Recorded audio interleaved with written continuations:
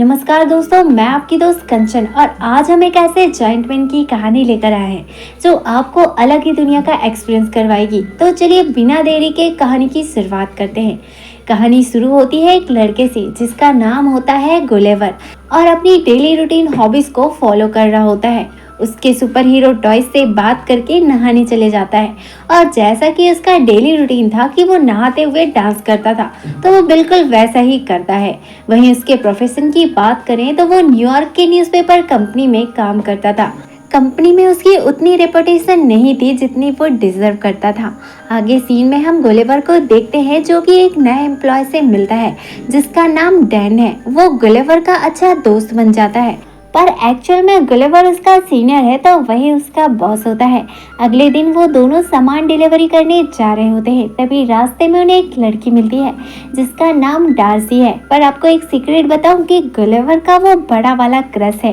वो कई सालों से उससे बेइंतहा प्यार करता है, पर वो आज तक उससे कह ही नहीं पाया। कुछ दिन ऐसे ही काम करते करते बीत जाते हैं और डैन एक नोटिस लेकर आता है जिसमें वो गुलेवर से कहता है कि हेड डिपार्टमेंट ने उसका प्रमोशन कर दिया है। जिस नोटिस को देखकर गुलेवर सैड हो जाता है, और हो भी क्यों ना, क्योंकि वो यहाँ 10 सालों से काम कर रहा है और प्रमोशन तो दूर उसकी कोई रिस्पेक्ट तक नहीं करता। बल्कि डैन को आया भी कुछ ही दिन हुए हैं और उसका प्रमोशन भी हो गया। इस बात पर डैन गुलेवर से कहता है कि तुम बात करने से डरते हो और तुम में इतना कॉन्फिडेंस भी नहीं है, इसलिए तुम आज भी जहाँ के वही हो और तुम्हारी कोई प्रोग्रेस भी नहीं हुई। सैड होकर गुलेवर बाहर चले जाता है, जहां जाते हुए वो डार्सी को देखता है जो अभी भी लेट नाइट तक काम कर रही होती है। वो हिम्मत करके डार्सी के कैबिन में चले जाता है, लेकिन उसे कुछ समझ नहीं आता कि वो डार्सी से क्या कहे, तो वो वहां पड़ा रैंडम पेपर उठा लेता है। दरअसल उसने जो पेपर उठाया था वो ट्रैवल राइटिंग असाइनमेंट था, इसलिए डार्सी उससे पूछती है कि क्या तुम ट्रैवल राइटिंग असाइनमेंट भरना चाहते हो, जिस पर नर्वस होकर ग्लेवर हाँ कर देता है और अगले दिन वो ट्रैवल राइटिंग असाइनमेंट का फॉर्म फिल करके सबमिट कर देता है। और जो ब्लॉग वो लिखता है वो इंटरनेट ब्लॉग को कॉपी करके अपने ब्लॉग में पेस्ट कर देता है और डार्सी को दे देता है, जिसके बाद डार्सी उसकी खूबसूरत राइटिंग देखकर चौंक जाती है और उससे इम्प्रेस हो जाती है और उसे एक अच्छा सा काम देती है और कहती है कि क्यों ना तुम बरमूडा ट्रायंगल में जो शिप गायब हो रहे हैं उस पर आर्टिकल लिखो। यहाँ डार्सी के चक्कर में वो मान जाता है। वो कहते हैं ना कि औरत का चक्कर बाबू भैया औरत का चक्कर, यानी कि वो डार्सी को इम्प्रेस करने के लिए ये रिस्क भी ले लेता है।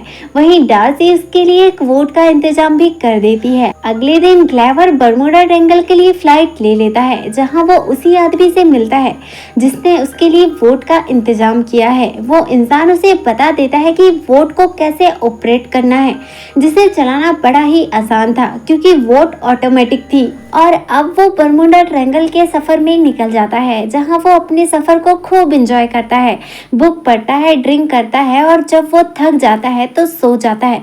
जब उसकी आंखें खुलती है तो उसके सामने एक बड़ा सा टॉर्नेडो यानी कि पानी का बवंडर होता है, जिसे देखकर उसकी सांसें अटक जाती है और वो बिना देरी करे पानी वाले पैराशूट को पहन लेता है। इतनी ही देर में वो टॉर्नेडो उसकी वोट को भी निगल लेता है। जब कुछ टाइम बाद उसे होश आता है तो वो एक आइलैंड में होता है जहां वो पूरी तरह से बंधा था। वो अपने आप को हिला भी नहीं पा रहा था। जब वो गर्दन उठाकर देखता है तो हैरान रह जाता है क्योंकि उसके चेस्ट में बहुत से छोटे छोटे इंसान होते हैं, जिसका लीडर खुद को इंट्रोड्यूस करता है और कहता है कि मैं लिलीपुट का कमांडर एडवर्ड हूँ। जब ग्लेवर अपने चारों ओर देखता है तो उसे अपनी आंखों पर विश्वास नहीं होता क्योंकि उसके आसपास छोटे छोटे इंसान होते हैं और वो पूरी तरह से लकड़ियों से बंधा था, जिसे उन छोटे लोगों ने ही बांध रखा था। कमांडर एडवर्ड ग्लेवर को बीस्ट कहकर बुलाता है। ये सुनकर तो वो हिल डुल कर खुद को रस्सियों से फ्री कर लेता है, वो भी बड़े ही आसानी से। उसे लगता है कि वो नींद में सपना देख रहा है, इसलिए आंखें बंद कर लेता है। तभी एडवर्ड अपने सैनिकों को उसे रस्सियों से खींचने का ऑर्डर देता है, इसलिए सैनिक उसे खींचकर नीचे गिरा देते हैं, जहाँ ग्लेवर बेहोश हो जाता है। और जब उसे होश आता है तो वो देखता है कि उसे बांधकर लिली लिलीपुट साम्राज्य में ले जा रहे होते हैं, जहां लिलीपुट किंगडम के सारे लोग उसे देखने के लिए निकलते हैं। उन्हें लगता है कि ये एक बहुत बड़ा बीस्ट है। अब गुलिवर को लिलीपुट के राजा थियोडोर के पास पेश किया जाता है, जहां राजा की बेटी प्रिंसेस मैरी गुलिवर की ये हालत देखकर उसे काफी बुरा फील होता है और वो एडवर्ड को कहती है कि क्या इसके साथ इतनी सख्ती से पेश आना जरूरी है, जिस पर एडवर्ड कहता है कि ये हमारे दुश्मन राज्य का जासूस है।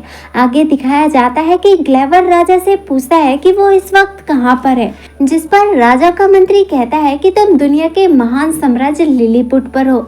अगले सीन में हम ग्लेवर को देखते हैं, जिसे कैद खाने में कैद कर लिया गया है, जहाँ ग्लेवर को एक और कैदी मिलता है जिसका नाम होरेसियो है और वो उसे बताता है कि उसे भी यहाँ एडवर्ड ने ही कैद किया है। तभी वहाँ फिर से एडवर्ड आ जाता है, जहाँ वो ग्लेवर को धमकी देता है कि वो चाहे तो उसे पूरी लाइफ इस कैद खाने में रख सकता है। अगले सीन में हम एडवर्ड को देखते हैं, जो ग्लेवर से पूरा खेत जुतवा रहा होता है।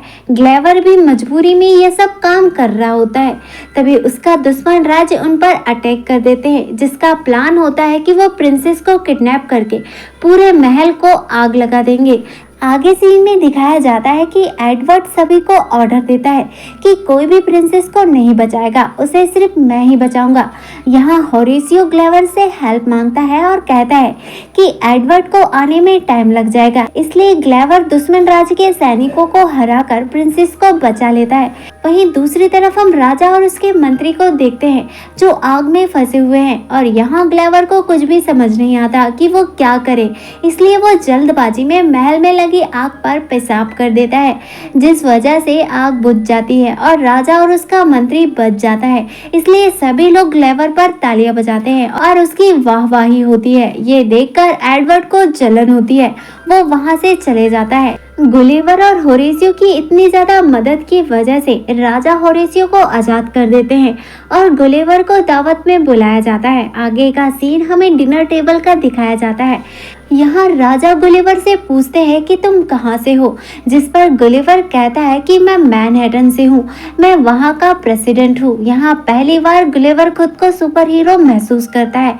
सभी उसकी बात पर विश्वास कर लेते हैं, लेकिन एडवर्ड को उसकी बातों में जरा भी ट्रस्ट नहीं था। आगे सीन में दिखाया जाता है कि लिलीपुट के लोगों ने उसके रिस्पेक्ट करते हुए उसके लिए एक बड़ा सा हाउस बना दिया है, जिसमें वो सभी सुविधाओं के साथ रह सके। आगे दिखाया जाता है कि गुलिवर की हेल्प से एक थिएटर बनाया गया है, जिसमें पूरा किंगडम बैठकर मूवी या कोई भी ड्रामा शो देख सकते हैं। आगे उसी थिएटर का सीन दिखाया जाता है, जहां सभी बैठकर टाइटैनिक ड्रामा देख रहे होते हैं और ग्लेवर बताता है कि ये सब कुछ उसके साथ हुआ है। उसकी इतनी परेशानी भरी लाइफ देखकर सभी लोग हैरान हो जाते हैं। एडवर्ड ने पूछा कि तुम कैसे बच गए, जिस पर ग्लेवर आंसर देता है कि उसे बचा लिया गया था। अगले दिन का सीन दिखाया जाता है, जहां होरेसियो ग्लेवर से मिलकर उससे मदद मांगता है कि वो कैसे प्रिंसेस को इम्प्रेस करे और होरेसियो ऐसा करने में कामयाब भी हो जाता है। वहीं दूसरी तरफ हम एडवर्ड को देखते हैं, जो प्रिंसेस से शादी करना चाहता था, इसलिए वो भी प्रिंसेस पर आंख गड़ाए हुए है। वहीं दूसरी तरफ दिखाया जाता है कि सोल्जर्स ने ग्लेवर की वो ढूंढ निकाली है, जिसे देखकर गुलिवर खुश हो जाता है और वो अपना फोन ले लेता है, जिसमें डार्सी के बहुत सारे वॉइस मैसेजेस थे, जिसे सुनकर उसे पता चलता है कि डार्सी उससे बहुत ज्यादा गुस्सा है, उसके झूठे आर्टिकल की वजह से और उसके भागने की वजह से। ये सब होने के बाद गुलिवर ये डिसाइड करता है कि वो अब हमेशा ही लिलीपुट किंगडम में रहेगा, क्योंकि वो इतना कुछ होने के बाद डार्सी को फेस नहीं करना चाहता था। इस बात को सुनने के बाद तो एडवर्ड का खून खौल जाता है, क्योंकि वो ग्लेवर को बिल्कुल पसंद नहीं करता था। दूसरी तरफ हम लिलीपुट किंग को देखते हैं, जो ग्लेवर को जनरल बना देता है। इस बात से गुस्सा होकर एडवर्ड बिना कुछ सोचे समझे लिलीपुट का डिफेंस सिस्टम बंद कर देता है और इस मौके का फायदा उठाकर उनका दुश्मन राज उन पर अटैक कर देता है। अब जनरल होने की वजह से सुरक्षा की सारी रिस्पॉन्सिबिलिटी गुलिवर पर आ जाती है और वो डरते हुए पानी में जाता है, जहां जाकर जोर जोर से थपथपाने लगता है, जिससे बड़ी बड़ी लहरें क्रिएट हो जाती है। पर दुश्मन सेना उस पर गन और तोप से फायर करने लगते हैं। लेकिन गुलेवर को इन सब से कोई भी इफेक्ट नहीं होता और गुलेवर उनकी सारी शिप्स को पकड़कर लिलीपुट से दूर छोड़कर आ जाता है। इससे राजा बहुत खुश होते हैं और गुलेवर का रुतबा पूरे लिलीपुट में फैल जाता है। उसकी बहुत ज्यादा खातिरदारी की जाती है, चाहे वो हेयर कटिंग हो या मालिश। दूसरी तरफ हम प्रिंसेस को देखते हैं जो एडवर्ड को शादी के लिए मना कर देती है। इस बात से गुस्सा होकर वो दुश्मन राज्य में मिल जाता है। दूसरी तरफ दुश्मन राज्य की सेना को गुलेवर की वोट से रोबोट बनाने वाली बुक भी मिल जाती है, जिसकी हेल्प से वो एक बड़ा सा रोबोट बना लेते हैं और एक बार फिर से दुश्मन सेना हमले के लिए तैयार होती है। वहीं दूसरी तरफ ग्लेवर भी हमले के लिए तैयार होता है। अब दुश्मन राज्य की सेना उन पर अटैक कर देती है, जहां उनके पास एक विशाल रोबोट होता है जिसे एडवर्ड ऑपरेट कर रहा होता है और एडवर्ड ग्लेवर को चुनौती देता है। यहाँ ग्लेवर भी उस चुनौती को एक्सेप्ट कर लेता है। आगे सीन में दिखाया जाता है कि दोनों के बीच तगड़ी फाइट होती है। इस फाइट में रोबोट बहुत ज्यादा पावरफुल होता है और वो ग्लेवर के कपड़े पकड़कर उसे ऊपर नीचे करने लगता है और हार मानने को कहता है। यही हम देखते हैं कि ग्लेवर सबसे कन्फेस करता है कि उसने सबसे झूठ बोला था कि वो मैनहट्टन का प्रेसिडेंट है। अब एडवर्ड ग्लेवर को हराकर एक आइलैंड में भेज देता है जहां जाने की आज तक किसी ने हिम्मत नहीं की होती है। यहां पहुंचने पर जब वो खुद को वोट से फ्री करता है तो एक विशाल छोटी बच्ची उसे पकड़ लेती है। अब ऐसा है कि ग्लेवर अब एक ऐसे आइलैंड में होता है जहां उससे भी बड़े लोग होते हैं। वो बच्ची उसे कैद करके रख लेती है क्योंकि वो उसे खिलौना समझ रही थी। दूसरी तरफ हम लिलीपुट का सीन देखते हैं जहां डार्सी ग्लेवर को ढूंढते हुए लिलीपुट पहुंच जाती है।